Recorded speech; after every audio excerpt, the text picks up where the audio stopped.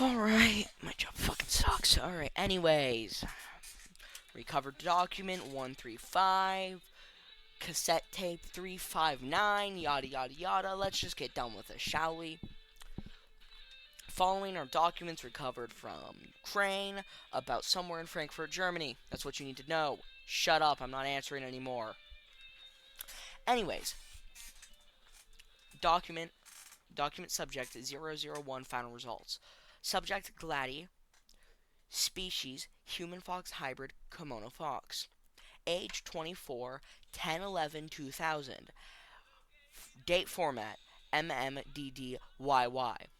Release 10 11 2018. Alright, one sec. Yep, I'm not even supposed to have this going when I'm recording this stuff. Otherwise, I'm gonna lose my job. So, anyways, Gladi is a human fox hybrid species that was artificially created in a lab somewhere near Frankfurt, Germany. He was created as a curious experiment with combining DNA from a human and a fox to see what type of creature would be produced. Gladi, when created, appeared to be a normal human baby with fox-like features, such as fur, a tail, and ears, canine teeth, paws, and claws. He was placed in a room with... Uh, why did they hire the worst person for reading to read this? I'm gonna have to edit this stuff out in post.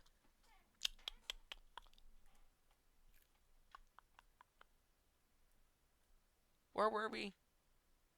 Nobody's gonna be listening to this. I mean, it's gonna be like lost on the shelves. They don't care about what some random humanoid fox was doing in like 2024. It's not like they're gonna run into anything important. Anyways, he was placed in a room suitable for a growing child, estimated around the ages of 0 to 18.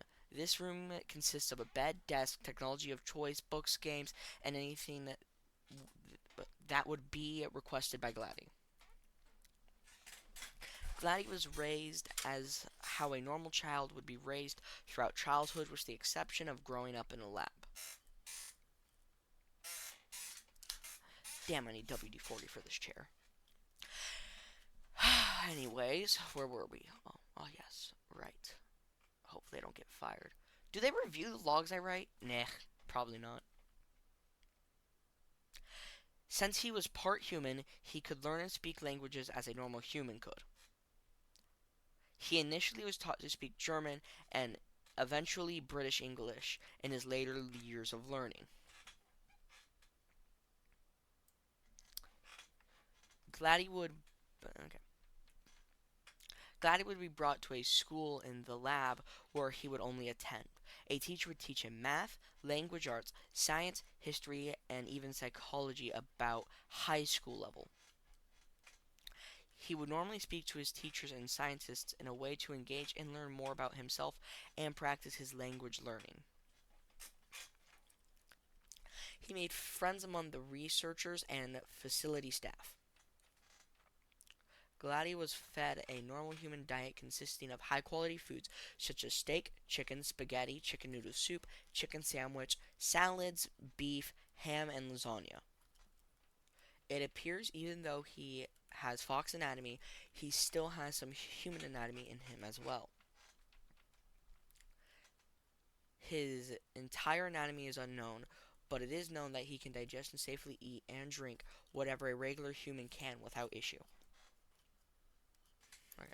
Gladi, although taught to be mostly human, was also taught to hunt prey in the wild in the event of something wrong happening. He would also get urges to eat humans and animals, but was easy to control these urges with the need of okay. This is why you don't trust on-site personnel with anything. Case in point, me reading this. Oh wait, right. Two different companies. Still.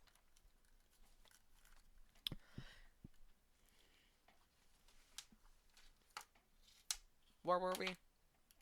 Oh yeah, there we are. these urges without the need for intervention of on-site personnel. You don't trust on-site personnel with anything. He, if provoked, will attack those via tackling them using his claws to pin their arms to the ground. He would then brutally bite, eat, and tear their neck in an attempt to eliminate the threat. After such an attack, Gladi would request a shower and brush so he could clean and brush his body and ruffled fur.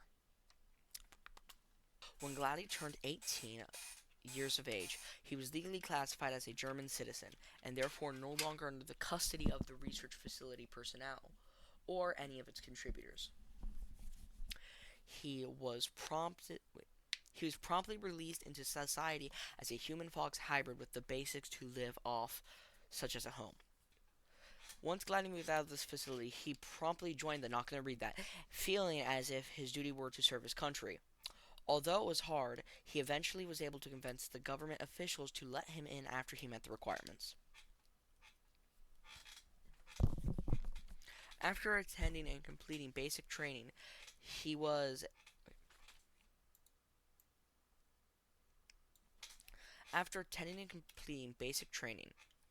able to become an officer through the recommendation of his superiors for having a natural will and skill to lead and fight.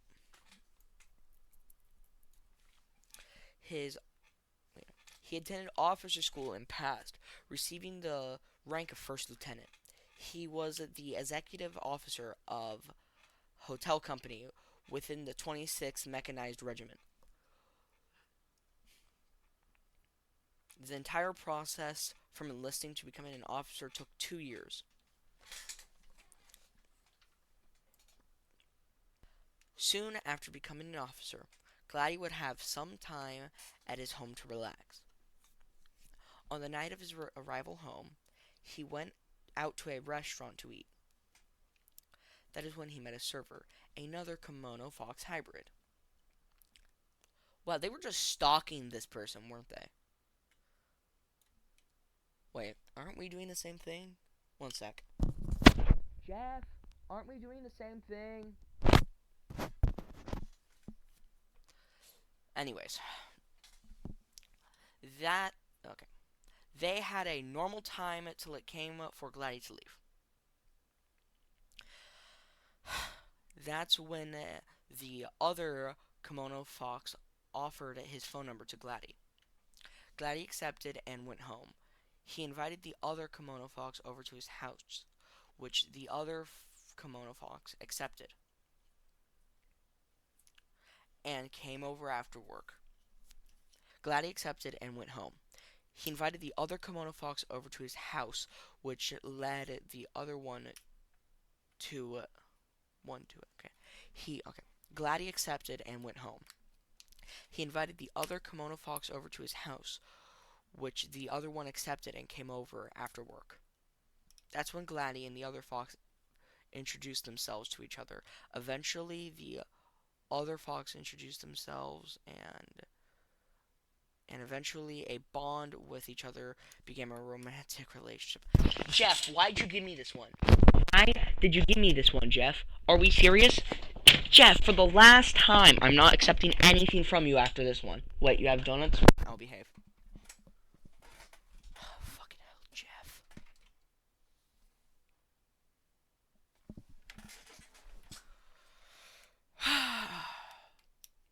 The other kimono fox was named Elio, and was a blue and white humanoid hybrid species. I'm not reading that correctly. Fuck you. Jeff won't know a difference. Gladi and Elio began dating for a total of 3 years before marrying. They adopted 2 children out of will and curiosity. Those 2 children are Luke, who is a white kimono snow fox, and Waffles, who is a protogen. Gladi continues to serve the Not Gonna Read That as a Not Gonna Read That. Project abandoned, document complete. Alright, one sec. I think I have some documents somewhere around here. Wait. No, we just have a data tablet. Is this thing alive? Oh, there's the on button. It says here we have extra information, yada yada yada. What is that word? Oh, one of the children go insane? At least we think so, due to intelligence. Interesting. Jeff, I'm gonna have to read more of this, correct? Fuck you. Wait, do I still get that donut? Good.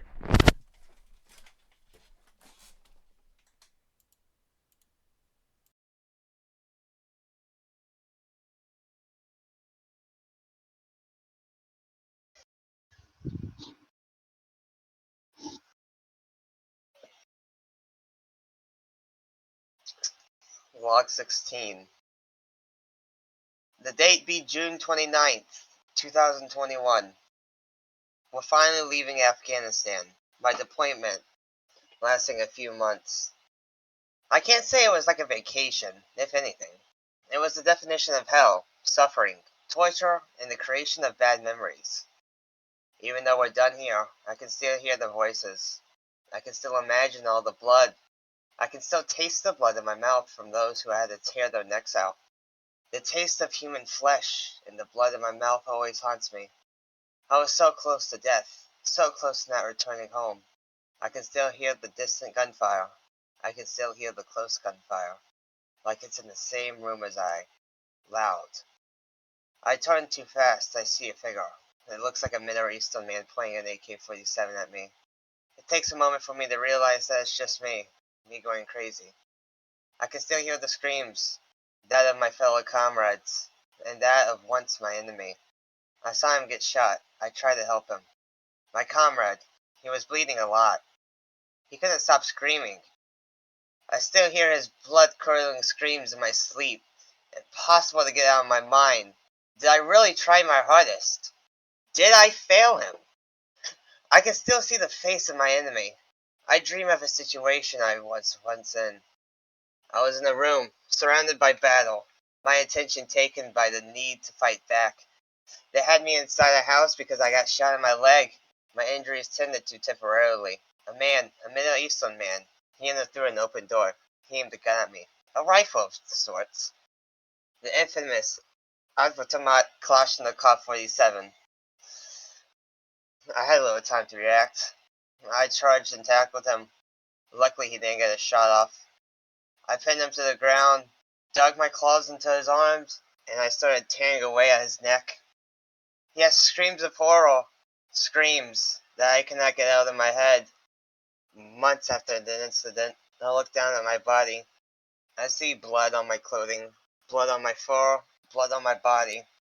I wipe it, just for it to disappear. I regret joining. I regret fighting. Why were we fighting? For what reason?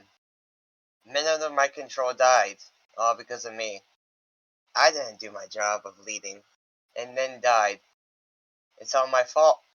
The faces of once my alive comrades stain my vision. I can't stop thinking about them. I can't stop seeing them. I failed them, and now I face the consequences of failure. No matter where I look, what I see, what I hear, what I feel, it's all that of them, my comrades, my enemy. The blood spilt on the ground, on my clothing, on my fur. The gunshots ring far and close, loud and quiet. All I feel is the blood on my paws, my blood, the blood of my comrade, the blood on my enemy. The taste of human flesh in my mouth, the taste of human blood in my mouth, stains my tongue. It was good. The meat tasted delicious, but at what cost? Haunted by the screams of that man. I can't keep on doing this. It is too much for me to handle. End of documentation. Jeff, did you fucking replace me? I still want that donut.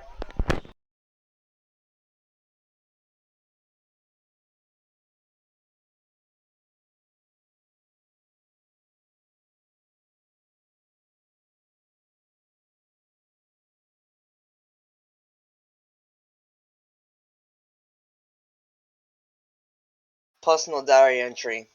Date April 26, 2024, Day 1. Being sent to Ukraine for an operation. Why? I have no clue. Apparently it is to seize lost classified documents that were left here by some allies. Of course we have to do the looking. Next entry. Date, April 27th, 2024, Day 2. I've been assigned an M1A1 Abrams in BT, so that is cool, I guess. Mission briefing states that we must move and secure what seems to be a nuclear power plant. Why must we secure it? I still have yet to be told. But orders are orders. We are going to have a convoy roll in and help us secure it. No clue how long they will be there, though. Next entry. Date, April 28th, 2024, Day 3. We've got the orders to load up and roll out. I get in my Abrams and we started driving to the power plant in a decently sized convoy. Some IFVs, tanks, APCs, and some Humvees. About an hour later, we arrived there.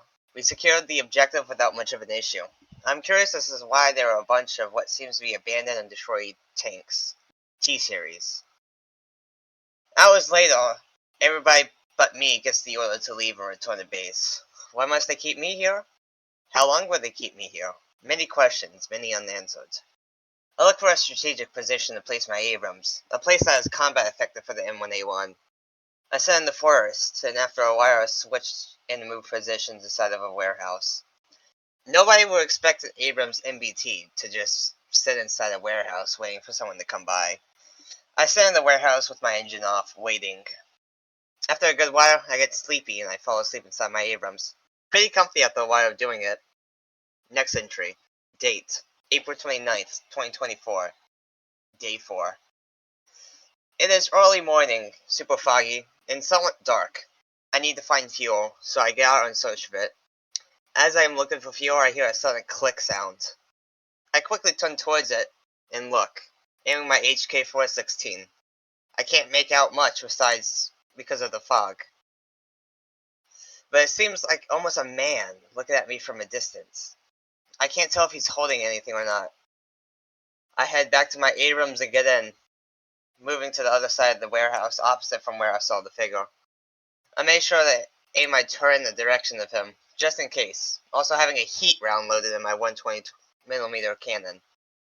It's impossible to see with this fog and lighting. Next entry. Date, April 30th, 2024, Day 5. I get some sleep, but not much. I need to stay alert for as long as possible. Can't be snuck up on. It's been hours since I've woken up. Still nothing. Can't see the figure I once saw. I all of a sudden hear a loud clang and I turn my turret to the direction of the sound.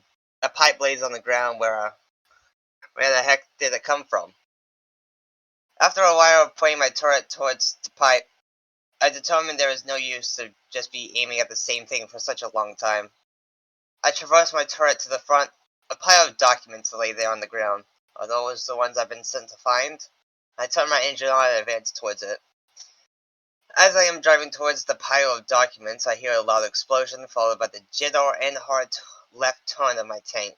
I drove over a mine and my left track had just been destroyed. This is not going well. Moments later, I hear a loud clang and a sharp pain in my right arm, followed by the smell of fire and my engine spooling down. I've just been ambushed and hit in the rear with an RPG. I quickly get out with my HK-416 at the ready just to find no one nearby. Taking the opportunity that no one is there, and there is no immediate threat, I run towards the woods that I once set up way earlier. I made sure no one is coming for me, and I check the injury on my arm. It is bleeding pretty bad. I grab some fuel dressings from my IFAK and press them hard against the wound. Eventually, I am able to stop the bleeding, but the pain is quite hard to handle. I can't give myself morphine or else it would affect my combat performance. I keep staring at and around my burning tank from the forest in the distance. Perhaps a good 250, 350 meters or so? After a while, I feel exhausted and I will probably end up falling asleep like this, prone while watching a burning tank. I will have to move up and investigate the area on foot tomorrow when I wake up. Next entry. May 1st, 2024, Day 6. When I awoke, I decided to move and investigate around the warehouse. Obviously, I am not alone, and my company is obviously not friendly either. As I am investigating around the warehouse, I am suddenly knocked out. By the time I am writing this, I have a faint memory of what happened. By the time I wake up from being unconscious, I am tied with some wire, and all my weapons have been stripped from me. I don't know how long I've been out, who else is here, how I've been moved since I got knocked out. I have no idea what's going on. I am confused, disoriented, and lost. Not an ideal position. I attempt to and struggle to break free from the wire, but eventually I do, as I try to make a move.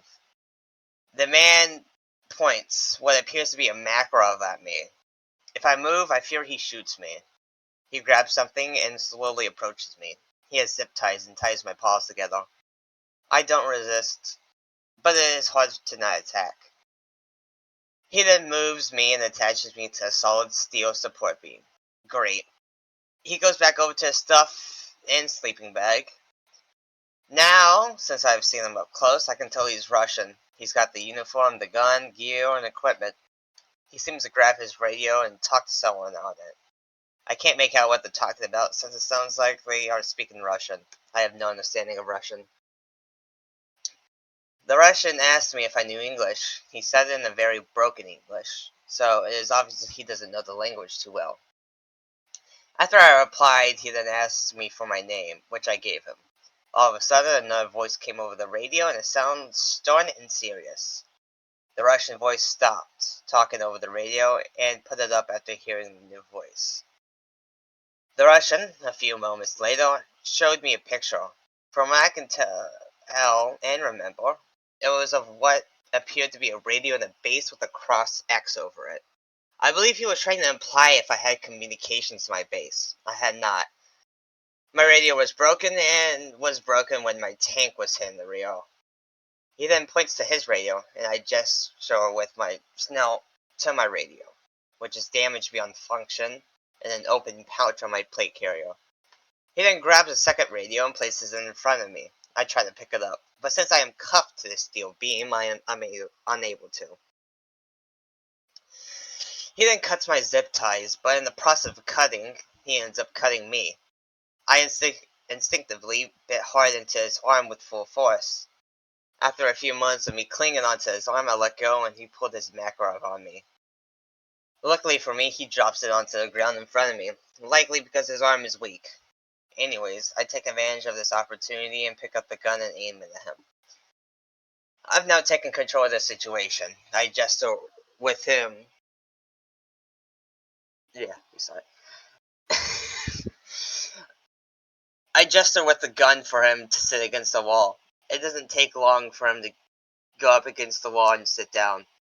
I walk up to him and kneel beside him, still keeping the barrel of the gun pointed at him so he doesn't try to attack me. I, with my other free paw, pull up his sleeve and observe his bite wound. I must say, it did not look pretty whatsoever. It was bleeding pretty bad, and I had to stop it quickly or else it would not end too well for him. Problem is, I had already used my field dressing for my IFAC.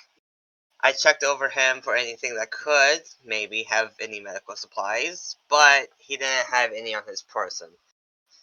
So, I went over to where he kept his stuff and searched for some medical supplies. Eventually, I found his aid kit and I rushed over to him. I set the gun down behind me as I grab a field dressing from the aid kit and hold pressure on his bite wound. Meanwhile, I was also prepping to inject a morphine shot using the auto injector that was standard in the aid kit. I inject the morphine into him while also holding pressure with the field dressing on the wound. After a few minutes of holding pressure, I leave the field dressing on the wound and I get up, grabbing the gun as well as grabbing his radio. I now have his radio. I tune it to the channel that I know my allies are on. I request help at the power plant, and I get a confirming response that help should be on the way. I put the radio down and I made my way over to him, sitting down beside him. Although I have put some distance between us, like 2 meters or so. I place the gun beside me on the other side of that side the Russian is on, so he can't grab it. I then grab my phone out of my pouch on my plate carrier and play a game. While I'm playing a game, I make sure to keep my eye on the Russian sitting next to me. I'll play on my phone for about an hour before turning it off and putting it back in the pouch on my plate carrier. I scoot over to the Russian and I examine his bite wound. I can tell it has stopped bleeding, but it also has developed an infection. Not good.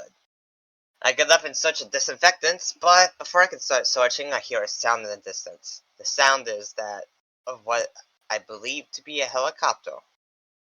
I walk and move to a spot where I can see outside. As I am observing where the sound is coming from, I notice an Mi-24 Hind. It is a Russian attack helicopter and can also be used for troop transport. I turn towards the Russian and see him pointing behind me. His face has fear on it. I turn around and see nothing, so I turn back around towards the Russian and notice that he was trying to grab the AK-47. In a quick decision, I charged him. As I charged him, he pulled a combat knife and stabbed me in my arm. So in response, I tackled him to the ground and began to chew at the same arm I had bit him earlier. I tear chunks of flesh out, going at him relentlessly. I noticed with his other arm, he grabbed his RPG and was aiming it at the ground. I knew if he would fire, we would both be dead. I stopped biting and tearing at his arm, slowly releasing the grip I have of it. I slowly get up and began to back away from the Russian. I slowly backed up to a spot I went to earlier to see outside. I noticed the sound of helicopters now gone, and I looked to the right. 3 Russians stare at me, guns aimed at me. I stare at them, waiting for something to happen. I have no idea what they would do next. All of a sudden, one of the Russians fired a projectile at me. I didn't expect it. It hit me. Everything went black. Next entry. Date, May 2nd, 2024. Day 7. I woke up in the hospital bed. My room's treated. I have no idea how long I was out for, what happened to me, and wherever the heck I am. The sounds of beeping monitors, coughing patients, and the typical sounds you would hear in the hospital fills the whole room. It wasn't long before someone noticed I had awakened. They had a quick glance before walking off. A few moments later, what appears to be a high-ranking Russian official, with 2 armed Russian soldiers and a nurse walks up to me. The nurse takes off all the connectors that were on me to the monitor my connection. After that, she left and one of the Russian soldiers grabbed me and picked me up from the bed. I find it quite rude, but whatever. He stands me up in an English, but with a very thick Russian accent. He says to follow them. I really had no other choice, so I nodded in agreement, and the high-ranking Russian official started walking off. I followed him, the 2 other Russian soldiers followed behind me. We go through doors and halls until we finally reach the closed room. The officer opens it and gestures for me to go inside. I comply. He follows me inside while both of the soldiers stay outside. I assume just guarding the door. It seems like your typical interrogation room. 1 dim light, 2 chairs, 1 on each side of the table, concrete walls, and cold. Even with all my foreign clothing, it feels chilly to me. That also reminds me that I also realized that all my gear had been taken from me. Only my fleck-twine uniform remained. He sat me down in a chair and cuffed me. Then he sat in the opposite chair. I'll create a transcript of what I remember him talking about. He spoke English pretty well, but had a thick Russian accent to accompany it. Officer, you know why you're here? Me. Meh. Officer, want me to tell you? Me. Enlighten me. Officer, you're a project, correct? Me. Yeah. Officer, now why would a project, especially a German one, be on the front lines of an ongoing war? Me. Probably because I'm involved in the military? Officer, yeah.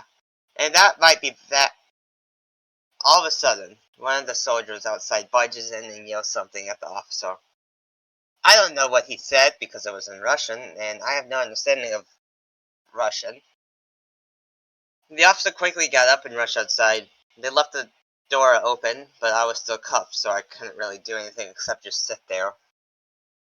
Eventually, someone came by, another Russian soldier, but he looked familiar. It was the Russian I had encountered early at the warehouse at the power plant. It appeared like he had some new gear, and looked pretty cool. He entered the room and pulled out a tablet. He typed something before showing me it. It read, "Can you help me?" I said "depends" out loud to him, and it appeared like the tablet translated my speech into Russian. See, super neat and useful. I knew he didn't know English all too well, so this was a good way for me and him to communicate. He then types out, "I need to escape," and I reply with, "And why should I help you?" The tablet translates my speech, and then he types, "I can help you escape too." I, of course, not wanting to say there, replied with, "Fine, I'll help you." He then asks for my name, and so I give it to him. The Russian then walks over to me and then cuffs me, but the cuffs pinch me. I yelp and instinctively move my paw away. He seems to shrug in an apologetic manner.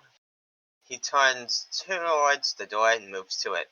I follow him. On the tablet, he pulls up a map of the facility we're in. He turns to me and informs me of an armory right across from the room, but there's a problem. 2 armed guards guarding the armory. The Russian asks me if I can take them out quietly. Well, I'm good at taking people out without a gun. I can't exactly do it quietly, or keep it clean. But hey, it is our best and only option. I make my way to the door, peeking outside and to the guards. I look back towards the Russian before charging and tackling the closest guard to me. He didn't even expect it. I easily get him on the ground and start using my claws to pin him down, at least in an attempt to stop him from resisting and breaking free. Meanwhile, I'm tearing at his throat with my teeth. It gets bloody fast as I tear into his jugular vein. I go at his neck for a good while before I calm down and take a look at what I've done. I look at his lifeless and motionless face. Reminds me of my time in Afghanistan. Except, I didn't really use this as a self-defense, just as a reason to get out of this place. Either way, the man that lay before me is dead. I look up and see the other guard laying dead. The Russian had stabbed the man in his throat. While it was bloody, it wasn't as bloody as mine. I get up and look down, my uniform covered in his blood. The memories, I don't remember them. We must keep moving. We enter the armory. He looks for his weapons as I just go searching throughout. I found a crate with all my previous gear in it. Plate carrier, my specially designed helmet, battle belt, and my beautiful HK-416 and P250. I put my weapons aside as I put my gear on. I then slung my HK-416 around myself and I holstered my P250. The Russian checked his tablet, telling me how the entrances and exits nearby are either too far away or too dangerous. But he did mention how there is an escape hatch in the armory. So, we will have to find it. I almost immediately started looking for it. He looks at the roof for some reason. I mean, it could be anywhere. I throw stuff around, not really caring for anything in the room. Within minutes, I found the hatch pointing out to the Russian. We crawled through it, and it came out to the other side, to a forest. Hands me a map on his tablet. Where do we go now? We weren't too far from the power plant, so we could go there and call for help. We start making our way through the forest, in the direction of the power plant. Our journey was very uneventful. We walked for hours without encountering anything. We eventually arrived at the power plant. After arriving, the Russians led me to his hiding spot up in the rafters where he had set up camp. He handed me his radio and I turned it to a frequency where I could communicate for help. Luckily, I was able to make contact with someone. After a quick conversation, I was able to confirm help was on the way. We just had to wait. I informed the Russian of our incoming help. We both went to sleep, although I was still skeptical, so I kept a few meters away. Next entry. Date, May 3rd, 2024, day 8. I woke up and thought the Russian was still asleep. I didn't know what to do while we waited for our help, so I decided to play some games on my phone. After some time, I heard some vehicles approaching. I know they're here to pick us up and we can finally go home. I put my phone away and I get up to the outside and see two American Humvees in a Puma IFV. I motioned to the Russian to follow me. I walked into a nearby field and the Russian followed. When we walked into the field, the vehicles approached us and stopped in front of us. Two Germans get out of the first Humvee, guns drawn at the Russian. One approaches him and takes his weapons, putting them in the Humvee they exited. The other soldier walked up to me and started to converse with me. After some time, both Russians got into the first Humvee, and I turned to the Russian telling him we're good. I started to walk to the second Humvee and point to the second Humvee, telling the Russian to get in the Humvee as well. After we get in, the convoy starts moving. We drive for what seems to be hours until we finally reach an FOB. We drive in and everyone gets out, including me.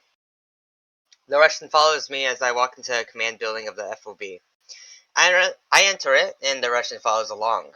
We walk through a series of halls until we eventually come across a room, which I knock on the door and we are granted access via a verbal cue. We enter the room and it appears like a private office with an obst, a colonel, sitting down at the desk. He says for me to sit down in German, and I do so.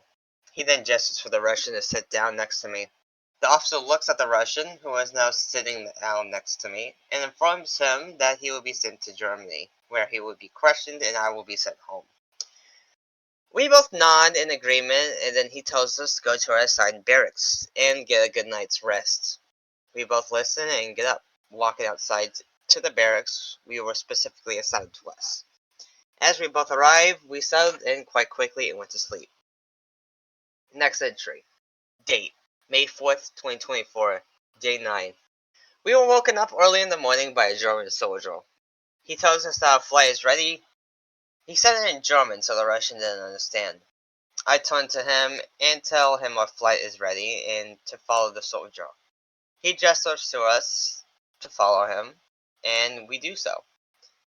We walk throughout the base until we reach the airfield with an Airbus A400M Atlas waiting for us. We walk up to it, and we're told to get on. We comply. Once we get on, we sit down in some seats. Maybe not the most comfortable, but it'll get the job done. We soon take off and are on our way to Germany. There isn't much to do on the flight, so I decided to just play some games on my phone during the duration of the flight. It takes a few hours, but we eventually land in Germany. I put my phone away and some soldiers came across and moved us off the plane. I'm told to follow a soldier to a Mercedes G300 CDI Greenlander. They let me in and we drove off. Apparently we landed in Frankfurt, so that's cool. During the ride, I once again played games on my phone. After a few hours, we arrive at a very familiar place. This is my home. After we arrived and drove in the front of my house, they let me out and drove off. I knocked on the front door. I didn't have a key to get on, so hopefully Leo is here. After a few moments, Leo opens the door and hugs me. He lets me inside and has been preparing some lunch for Luke and Waffles. Both of my children rush up to me and hug me. After a while of hugging and happy you're home things, I walk off into mine and Leo's room and I take off all my gear, putting it in a locked safe. Same with my weapons. It's time I end this entry. I didn't mean to write so much, but I think it's better to write about my experience. I'm finally home and I need to spend some time with my family, but I wonder what will happen to that Russian. End of entry. Jeff, for the love of God, tell me what happened to that Russian finally. Also, where the fuck is my donut?